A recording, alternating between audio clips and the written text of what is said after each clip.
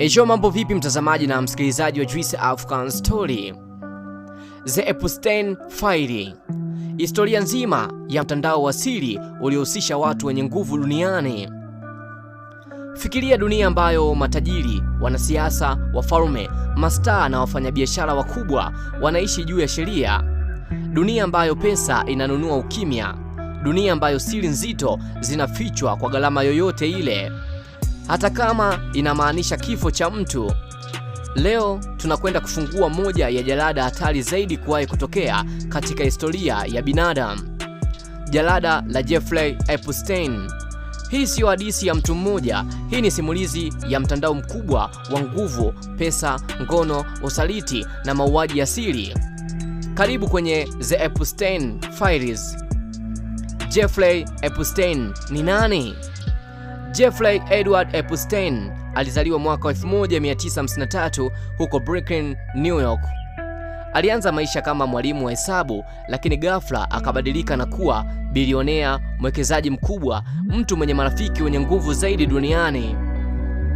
Hakuwahi kuwa na kampuni kubwa inayoonekana, hakuwahi kujulikana chanzo chake halisi cha pesa, lakini aliishi kama mfalme.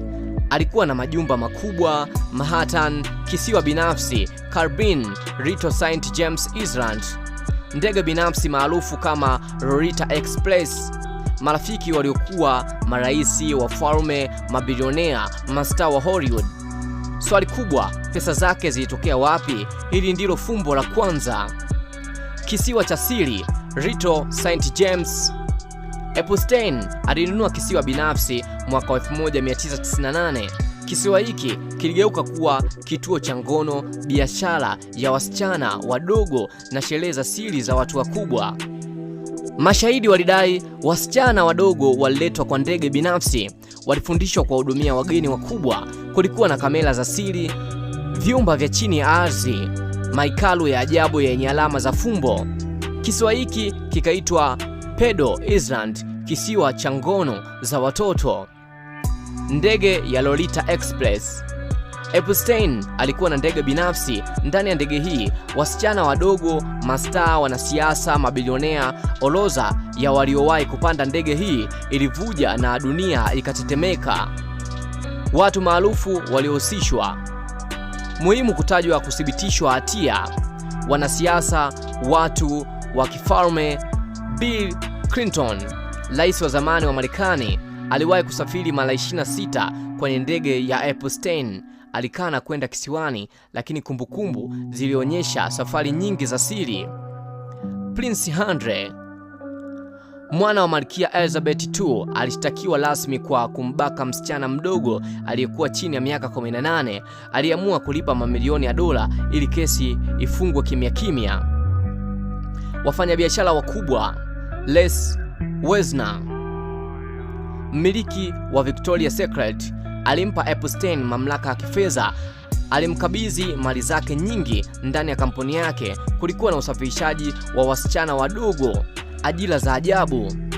Leon Black, bilionea wa Apollo Global, alikiri kumlipa Epstein zaidi ya dola milioni 150. Kwa nini? Mastaa wa Hollywood, maraisi Donald Trump, Kevin Spacey, Chris Tucker, Naomi Campbell. Wengi wao walikana, lakini majina yao yalikuwepo kwenye nyaraka. Je, Jay-Z amehusishwa? Jina la Jay-Z limezungumzwa sana mitandaoni, lakini hakuna ushahidi rasmi wa mahakama uliomfunganisha moja kwa moja na Epstein. Hakuna safari za ndege, ushahidi wa kisiwa, kesi ya moja kwa moja, lakini jina lake hutajwa kwenye nadharia kwa sababu ya nguvu yake kubwa kwenye tasnia ya biashara. Kwa sasa Jay-Z hajathibitishwa kuhusika.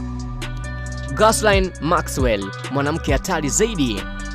Huyu alikuwa mpenzi, mshirika, msaka wasichana wadogo. Yeye ndiye aliyesuka mtandao mzima. Alihukumiwa kifungo cha miaka 20 jela, lakini hakufichua majina yote. Kwa nini?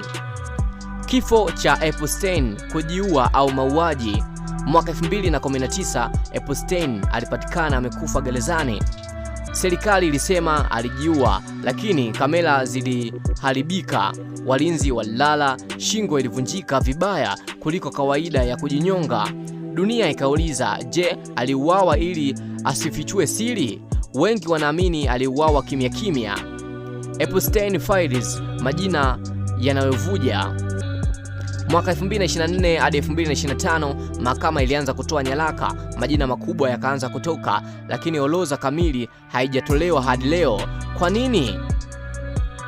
Mtandao wa kimataifa. Epstein hakuwa peke yake. Kulikuwa na watu wa CIA, mabilionea, wafalme, serikali. Nadharia kubwa, Epstein alikuwa akikusanya siri ili kuwatumia watu wakubwa kama chombo cha udhibiti. Kwa nini hakuna aliyekamatwa? Wengi kwa sababu wenye nguvu hulinda wao kwa wao. Sheria haifiki juu, pesa ununua ukimya. Hitimisho zito. Jalada la Epstein linaonyesha dunia ina tabaka mbili: maskini wanaoadhibiwa, matajiri wanaolindwa. Huu ni mtandao wa giza, biashara ya uovu, uhalifu wa kimataifa. Hadi leo majina yote bado hayajafichuliwa. Je, unadhani Epstein alijua au aliuliwa ili afichue siri? Andika maoni yako hapo chini, subscribe, like, share kwa simulizi nzito zaidi.